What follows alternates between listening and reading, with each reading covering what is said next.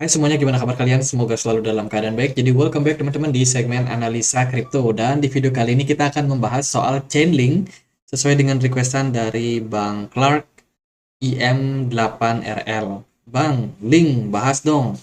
Kok pam ya? Terima kasih. Oke, teman-teman.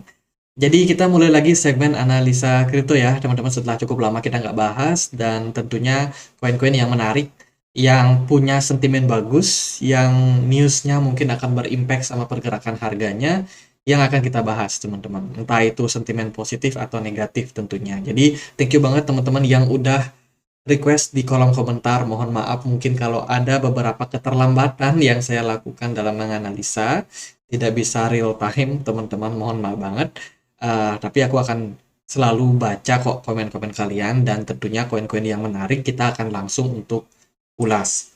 Teman-teman, Chainlink hari ini diperdagangkan di kisaran harga Rp126.000. Cukup baik ya, naik harganya sekitar 2% dalam 24 jam terakhir. Ini merupakan sebuah layer pertama, teman-teman, blockchain layer pertama yang tentunya masih terus improve sampai saat ini. Baru aja mereka meluncurkan yang namanya Secure Cross-Chain Token Transfer with Chainlink dengan protokol CCIP atau Cross-Chain Interoperability Protocol. Jadi ini merupakan sebuah uh, apa namanya sebuah produk baru atau bisa dibilang sebuah teknologi baru yang ditawarkan oleh Chainlink dengan mekanisme burn and mint. Teman-teman, juga ada lock and mint transfer mechanism. Jadi ini mekanismenya baru ya dari Chainlink yang baru aja mereka publikasikan. Jadi understanding cross-chain token transfer. Jadi ini sangat-sangat berfungsi dalam hal transaksi multi-chain atau transaksi antar blockchain, teman-teman. Saat ini mereka sudah kompatibel dengan transaksi di Ethereum dan juga di Avalanche, teman-teman. Jadi bisa dibilang Chainlink ini cukup cepat dalam hal beradaptasi. Bahkan mereka menggunakan mekanisme yang cenderung unik, teman-teman, dengan menggabungkan yang namanya burning token sama transaksi cross-chain. Tujuannya apa? Ya tujuannya adalah untuk supaya token-token yang menjadi wrap ke depannya.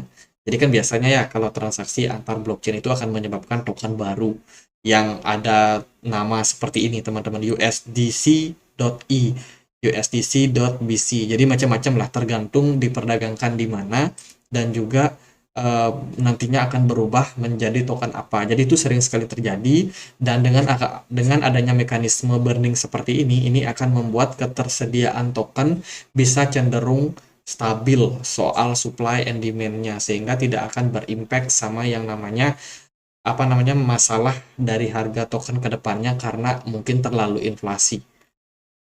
Jadi dengan adanya mekanisme seperti ini diharapkan ya transaksi daripada platform ya yang ada di platform dari Chainlink, termasuk DeFi-nya, di apps-nya, itu bisa lebih transparan, lebih aman, kemudian juga tidak menyebabkan masalah dalam hal bridging-nya, termasuk hacker juga. Jadi ada banyak nih efek yang akan diberikan oleh daripada project CCIP yang diluncurkan oleh Chainlink ini. Semoga aja ini memang bisa menjadi sebuah kemajuan dalam hal teknologi sehingga transaksi bisa lebih aman, bisa lebih nyaman, dan tentunya tidak was-was juga untuk para investor. Jadi ini merupakan sebuah bentuk komitmen dari Chainlink untuk terus grow.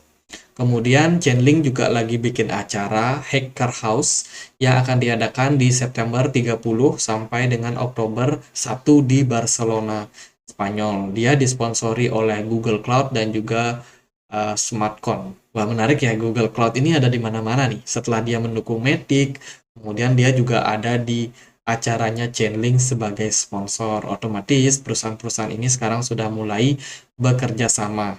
Perusahaan-perusahaan besar seperti Google sudah mulai bekerja sama dengan banyak platform blockchain. Dan ini merupakan sentimen yang sangat-sangat baik untuk perkembangan Chainlink yang baru aja meluncurkan protokol CCIP-nya yang merupakan services terbaru atau layanan terbaru dari project yang dimiliki. Acaranya tidak hanya sampai di 1 Oktober, tapi juga cukup panjang, teman-teman. Ini 2 dan 3 ini masih akan ada acara dengan SmartCon di Barcelona, dan tentunya dari founder Sergey Nazarov ya, ini masih bakalan menjadi speaker utamanya nih, teman. Jadi ini keseruan acaranya ya. Mereka ada post sebagai sebuah inovasi dalam hal Web3, teman-teman.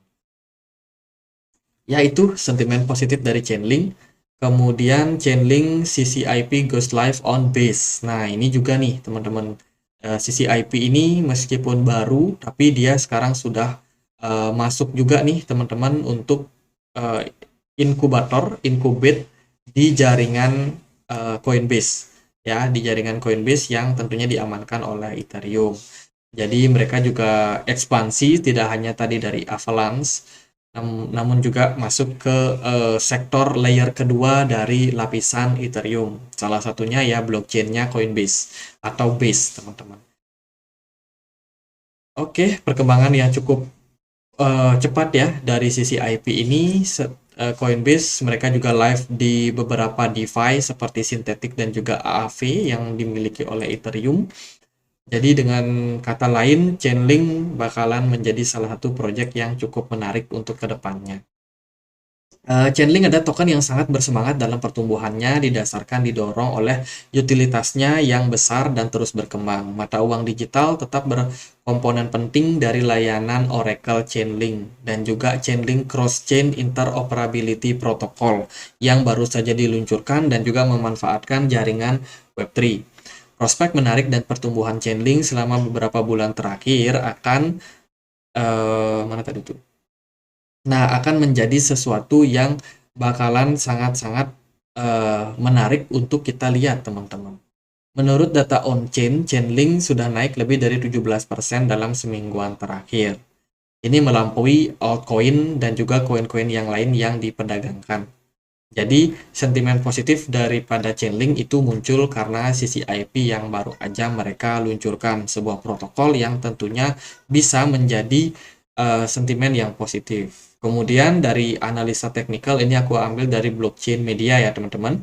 Seorang ahli kripto, Kevin Svensson, percaya bahwa Link siap untuk mengalami rally signifikan dan berpotensi untuk membalik tren penurunan dalam jangka panjangnya. Kalau kita lihat dari pergerakan Chainlink secara moving average, simple moving average 500, dia terlihat sudah break up. Teman-teman, sudah break up, breakout ya, yang merupakan indikasi positif kalau market Chainlink ini sudah mulai berbalik arah dari penurunan menjadi kenaikan. Tentunya boleh teman-teman untuk pantau Chainlink ke depannya seperti apa. Kalau kita lihat dari supply Chainlink, supply maksimalnya ada di 1 miliar, sementara yang beredar sudah 55% atau 550 juta. Bisa dibilang cukup banyak juga teman-teman, namun supply ini masih terbilang sangat-sangat aman ya, relatif aman lah untuk posisi saat ini. Kemudian kalau kita lihat juga Chainlink likuiditasnya sudah sangat banyak, hadir di hampir semua exchange yang ada. Jadi nggak perlu khawatir kalau Chainlink misalkan dimanipulasi dan lain sebagainya karena exchange yang diperdagangkan pun juga sudah sangat-sangat luas. Sementara dari segi analisa teknikal atau pergerakan harga, Chainlink so far masih sideways. Kalau kita pantau di time frame daily-nya, dia punya level resistance di kisaran 9,5 dolar dan juga level support di kisaran 5,6 dolar. Pergerakan Chainlink masih tektokan aja, teman-teman. Kalau dari time frame 1 hari belum ada indikasi Chainlink kembali melanjutkan tren bullish. Dia hanya konsolidasi di level saat ini, tapi bagi saya level konsolidasi ini menandakan bahwa selling pressure daripada Chainlink udah mulai melemah. Karena sebelumnya Chainlink bisa dibilang mendapatkan tekanan jual yang sangat signifikan di akhir bulan Desember kemarin ya. Desember kemarin cukup signifikan, namun dalam waktu kurang lebih 1 tahun ini Chainlink sudah bergerak sideways aja, yang merupakan tanda bahwa Chainlink ini udah mulai stabil untuk pergerakan harganya. Kalau kalian compare sama altcoin yang lain, sesuai dengan yang saya pantau, teman-teman, kita akan lihat pergerakan dari Ethereum. Oh, bukan. Yang ini. Ethereum kalau kita lihat dari pergerakannya cenderung ada selling pressure ya yang sampai di bulan September 2023 akhirnya menghantarkan Ethereum bisa kembali lebih stabil. Tapi secara pergerakan Ethereum ini cukup volatile. Teman-teman, kalau kita compare juga sama beberapa layer kedua seperti ya GRT, ini kan jelas turun ya teman-teman, menandakan bahwa tekanan jual itu masih cukup kuat. Kemudian juga Litecoin yang digadang-gadang mau halving dan katanya akan naik, ternyata nggak naik ya teman-teman. Jadi ya bisa dibilang kalau kita bandingkan dengan beberapa altcoin, Chainlink ini bisa menjadi salah satu yang stabil. Jadi itu merupakan sebuah indikasi yang positif.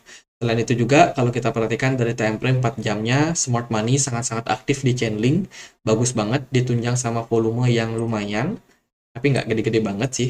Dan juga pergerakan harga dari Chainlink ini juga menguat, cukup stabil, dan juga konsisten, teman-teman. Jadi Chainlink masih dalam tren bullish yang sangat-sangat bagus ya. Teman-teman, hopefully kalau Chainlink bisa terus rally sampai kira-kira menembus ataupun berada di level support atau resistance di kisaran 9,5. Kalau kita lihat, kita ukur kemungkinan kenaikannya masih ada potensial 17% lagi menyentuh level resistance tersebut. Namun hati-hati teman-teman, jangan FOMO dulu di Chainlink.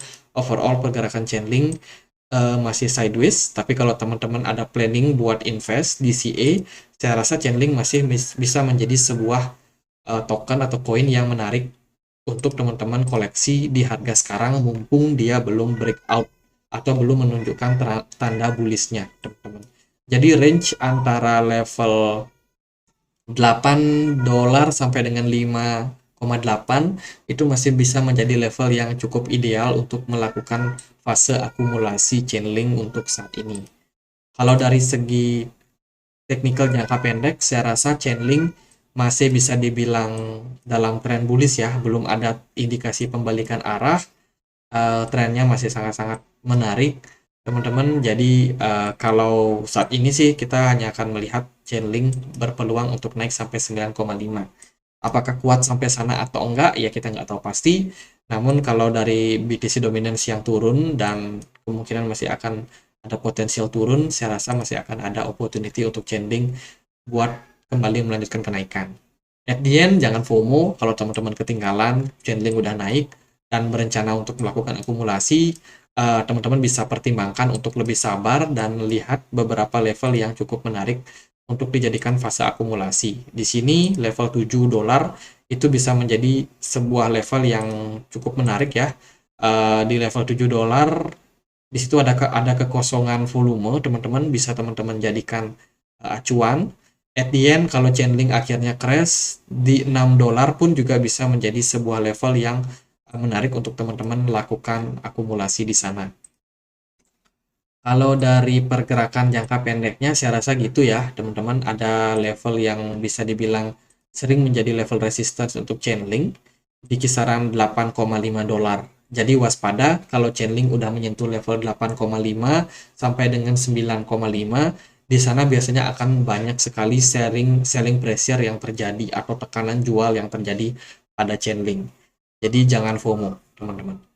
Menurut saya gitu aja buat Chainlink. Semoga videonya bisa bermanfaat dan teman-teman kita punya komunitas diskusi di Telegram. Buat teman-teman yang punya akun Telegram yang mau join, bisa cek linknya di kolom deskripsi. Di sini kita selalu update informasi ya. Ada teman-teman juga yang mau sharing, yang mau nanya atau apapun itu, teman-teman bisa langsung curahkan di komunitas ini. Komunitas ini tidak berbayar, tidak ada layanan VVIP atau grup-grup berbayar yang aneh-aneh. Teman-teman semuanya murni free dan khusus buat teman-teman yang memang suka berkomunitas aja. Gitu, untuk yang mau join linknya di kolom deskripsi. Jadi thank you banget udah nyimak. Kalau ada pertanyaan lain, kalian bisa tulis langsung di kolom komentar ya, teman-teman. Nanti kalau menarik kita akan coba untuk ulas. Oke, akhir kata saya Andre, makasih.